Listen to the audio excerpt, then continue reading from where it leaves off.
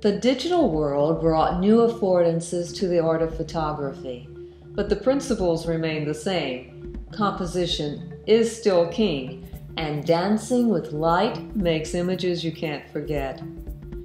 When you make an online course, the principles are essentially the same, but the choices are different, and they continually evolve, as must we. For a handy framework for considering the decisions to be made in course design, I'll use Claire Major's classification chain. It leads us to some important decisions about pedagogy and reminds us that online learning and teaching is as varied as it is on the ground. Thinking of each of these classifications as a continuum highlights the range of possibilities. The photograph you make, the course you design, is unique to your decisions in your context. First is access. It would seem a simple decision at first, but it may be the most important. A course can be closed with officially registered students only, or open to any larger audience you choose, including the world. Just below the radar, far from the massive open online courses that are rocking the education world, there's a quiet movement of single professors opening up their classes so learners who are interested can participate to whatever degree they'd like. I'm a teacher-educator, and the courses I teach are open to the world. My motivation is to enrich the learning for my graduate students by increasing the diversity, in my case, resulting in librarians joining the conversation with English language arts teachers. Robert Maxwell, a biology professor, has opened up his classes, and I like his term, open learning opportunity, which dissolves the course concept so it becomes continuous learning or professional development.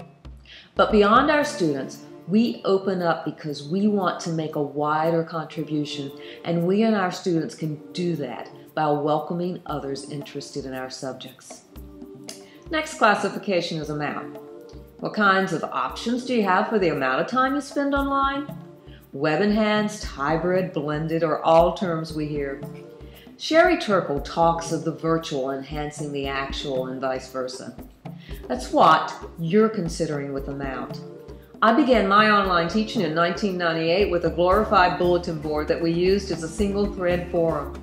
We thought we were high-tech.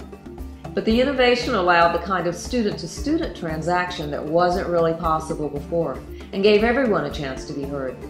Looking back, I'd say it was a web-enhanced course, with the forums playing a vital role in our collaborative critical inquiries. And that's the key, I think, that whatever form the virtual takes, that it makes a substantial contribution to the learning. And timing.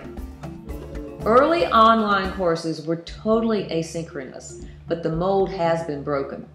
And now it's not unusual to have a synchronous component, where the class meets for seminars to discuss readings, to culminate a flipped experience, for labs and studio times for public critiques, a wide range of activities only possible when minds meet real time.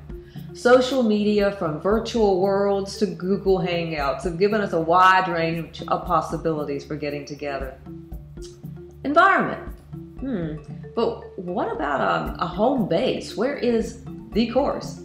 I moved from my glorified bulletin board to the first personal Moodle at the university, long before Moodle was on the institutional horizon. Learning management systems make it easy for professors to create full courses or online components for their courses. But there's a trade-off if one of your course outcomes is to help your students develop their personal learning environments, or the how as well as the what of their learning. Communication network.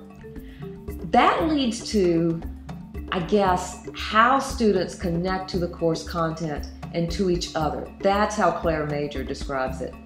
She identifies 3 types. The centralized, with the teacher at the center who builds the course and then brings students in so that everyone is getting the same information at the same time, the same activities, the same assignments, sameness. In the decentralized, there's more student-to-student communication with small group work and projects, less sameness.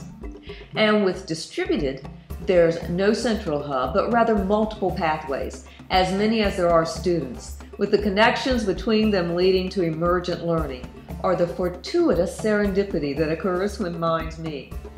Jonah Lerner has written that creativity is one of the greatest dividends of emergent learning, and we could certainly use that within and trans disciplines. There are, of course, advantages and disadvantages to each type of network. For actually designing the learning experiences of the course, I like to apply the work of Miller and Seller that considers the role of the teacher and the learner. They identified 3 goals: transmission of content, transactional or construction of learning, and transformative, or learning from experience plus critical reflection.